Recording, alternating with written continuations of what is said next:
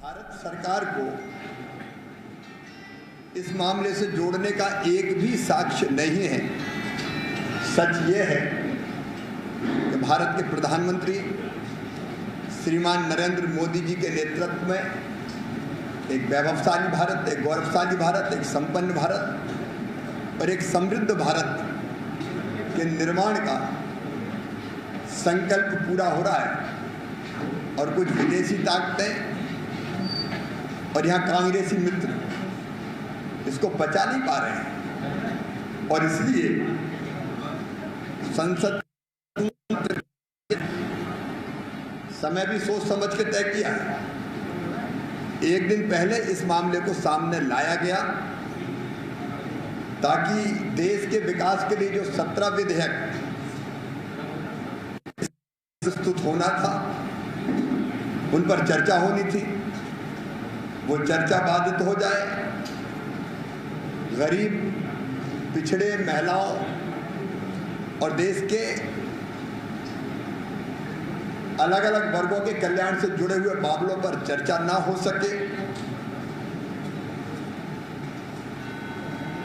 हालत तो इतनी बदतर की गई कि अगर महिलाओं और पिछड़े वर्ग को भी केंद्रीय मंत्रिमंडल में माननीय नरेंद्र मोदी जी ने स्थान दिया तो उनका परिचय तक ना हो पाए। इस बात का प्रयास किया गया।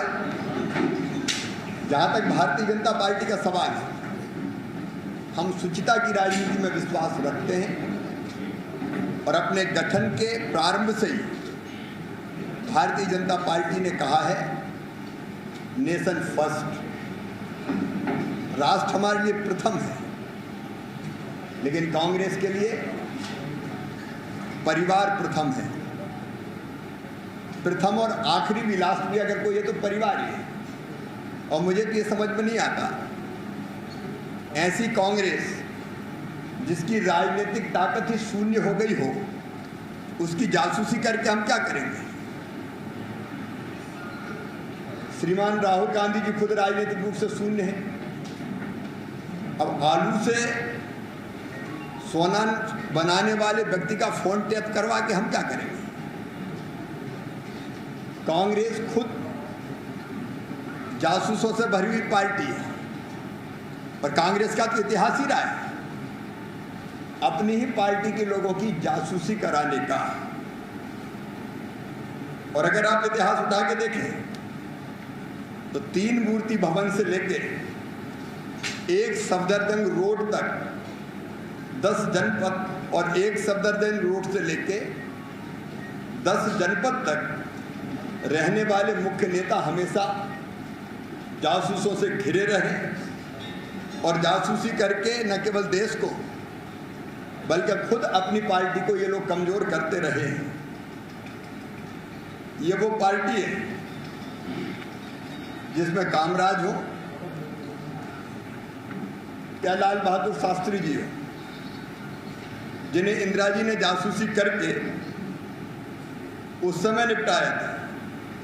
पीवी नरसिम्हा राव हो, सीताराम केसरी, इनको निपटाने वाली कौन है? श्रीमती सोनिया गांधी जी। और अब राहुल और प्रियंका वो G23 ग्रुप को निपटाने के काम में लगे हुए हैं।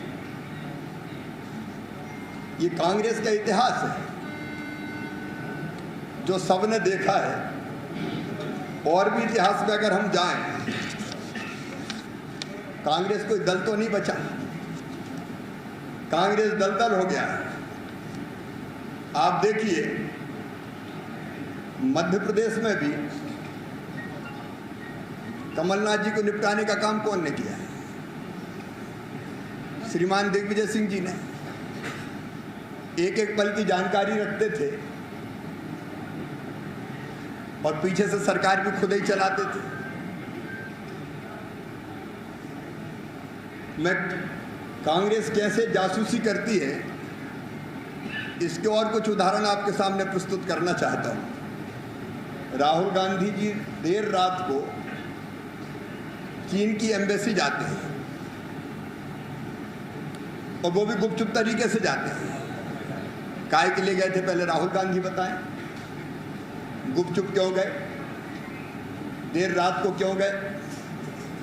मणिशंकर अय्यर पाकिस्तान जाके, देश में नहीं विदेश में जाके देश की सरकार गिराने के लिए पाकिस्तान का सहयोग मांगते हैं। यूपीए की सरकार में हर महीने 9000 फोन टैप किए जाते थे। 9000 फोन टैप किए गए।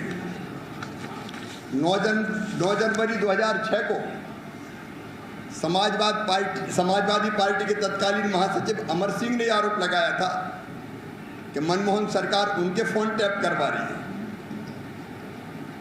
सीताराम येचुरी जी, जयललिता जी, सीवी नायडू जी, इनने यूपीए सरकार पर फोन टैपिंग के आरोप लगाए थे। और मनमोहन जी का कहना क्या था? उनका जवाब था कि फोन टैप सरकार ने नहीं, एक प्राइवेट एजेंसी ने कराए हैं। और इस मामले में भूपेंद्र सिंह नाम के एक आदमी को गिरफ्तार भी किया गया था। 26 अप्रैल 2010 को फोन टैपिंग का मामला संसद में उठा था।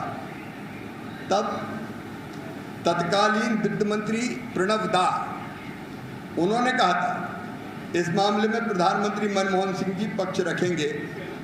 विपक्ष ने इस मामले में जीपीसी की भी मांग की थी, मनमोहन सरकार ने उसको खारिज कर दिया था। 22 जून 2011 को तत्कालीन वित्त मंत्री बाद में भारत के राष्ट्रपति हुए आदरणीय प्रणव दा, उनकी एक चिट्ठी सामने आई थी जिसमें पीएम को चिट्ठी लिखकर अपने बगिंग के बारे में एक सीक्रेट जांच कराने का अनुरोध प्रणव दा ने किया था। खास बात यह थी कि इसका ठीकरा उन्हीं के कैबिनेट के एक सहयोगी के सिर पर था। और दिलचस्प बात यह भी रही कि डीबगिंग करने यानी जासूसी के उपकरण को निकालने का जिम्मा आईबी की जगह सीवीडीटी को सौंपा गया। 22 मई 2011 को यूपीए सरकार ने सीवीडीटी को फोन टैपिंग जारी रखने का आदेश दिया और 23 जून 2011 को सीबीसी के चेयरमैन एल दत्त ने डीआरआई पर अपने फोन टैप करने का आरोप लगाया। अब एक नहीं, ऐसे अनेकों उदाहरण दिए जा सकते हैं।